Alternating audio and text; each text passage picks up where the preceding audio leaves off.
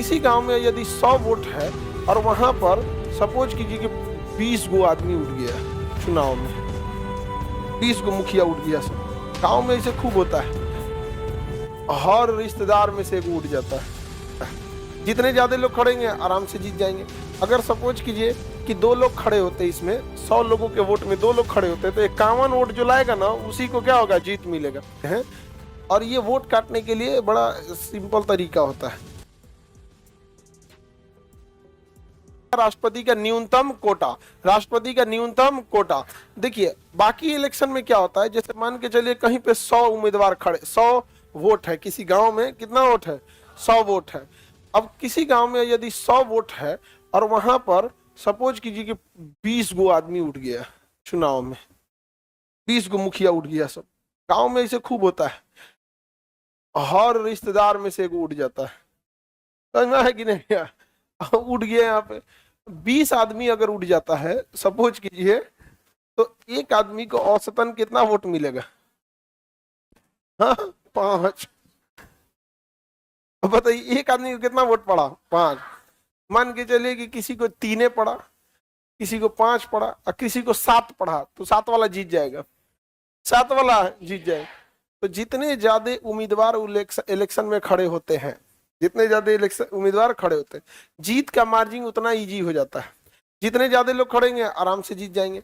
अगर सपोज कीजिए कि 2 लोग खड़े होते, इसमें 100 लोगों के वोट में 2 लोग खड़े होते, तो 51 वोट जो लाएगा ना उसी को क्या होगा, जीत मिलेगा।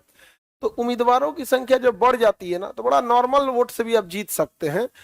और ये वोट काटने के लिए बड़ा सिंपल तरीका होता है, ये बड़ा लगाता है। अभी देखिएगा 2025 में बिहार में इलेक्शन होगा, और अगर कोई प्रत्याशी रहेगा, लगेगा कि जीतने वाला है, तो उसी जाति का 2 और खड़ा कर देगा कि 2-2,500 वोट काट दे। समझ में आएगी नहीं गया? तो ये सब इलेक्शन में बहुत होता है ये सब। तो राष्ट्रपति में क्या है कि ऐसा सिस्टम नहीं है। कहा गया है कि जैसे यहाँ पे देखिए, अगर 100 वोट है और 20 लोग खड़े हैं, तो औसतन एक को कितना वोट मिला? और अगर किसी को 7 वोट पा गया, जीत जाएगा कि नहीं जीत जाएगा? जीत जाएगा। राष्ट्रपति के इलेक्शन में ऐसा नहीं है। राष्ट्रपति के इलेक्शन में क्या कहता है कि देखिए, अगर 100 वोट है और मान के चलिए 5 उम्मीदवार है, कितने हैं? 5 उम्मीदवार है। इसको हटा दें, तो एग्जांपल के तौर पे बताया था। 100 टोटल वोट कितना है? 100 टोटल उम्मीदवार कितने हैं? 5। तो कहता है कि 100 वोट में जितने उम्मीदवार खड़े हैं प्लस 1 लिख दीजिए, प्लस 1।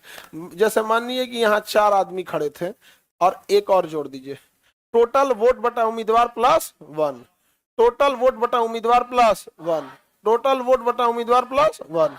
बताइए कितना हो गया? कितना कितना हो गया? 20।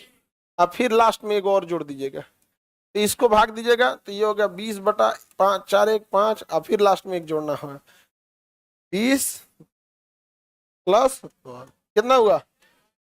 21।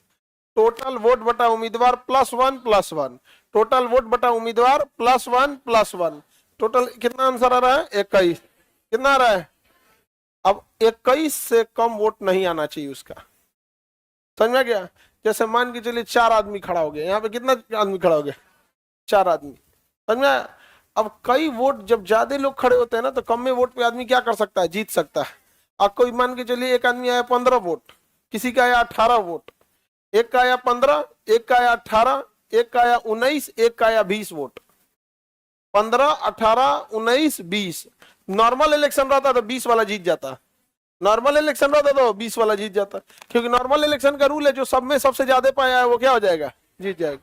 समझ में आ गया कि नहीं आ गया? यहाँ नहीं जीत पाएगा, दोबारा इलेक्शन होगा, क्योंकि आपका उम्मीदवारों के बीच में सबसे ज्यादा तो रहना जरूरी है, लेकिन कट ऑफ भी पार करना जरूरी है।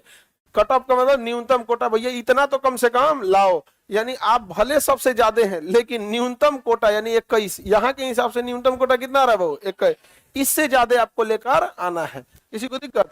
जैसे आप बोर्ड एग्जाम को देखिए, बोर्ड एग्जाम में अगर 100 बच्चों ने फॉर्म भरा और अगर सबका आंसर अच्छा है तो सबके सब पास हो जाते हैं। बोर्ड एग्जाम में सब पास हो जाते हैं, जैसे मैट्रिक इंटर में पास हो जाते हैं। लेकिन जब आप आ जाते हैं कंपटीशन में, इससे बहस नहीं है कि आपका कितना अच्छा है, फिर आप एक कट ऑफ फिक्स कर दिया जाएगा कि इस कट ऑफ के ऊपर रहेंगे तभी आपका सिलेक्शन होगा। होता है कि नहीं होता है इसे? तो राष्ट्रपति के लिए भी क्या किया गया, एक न्यूनतम कोटा फिक्स कर दिया गया है।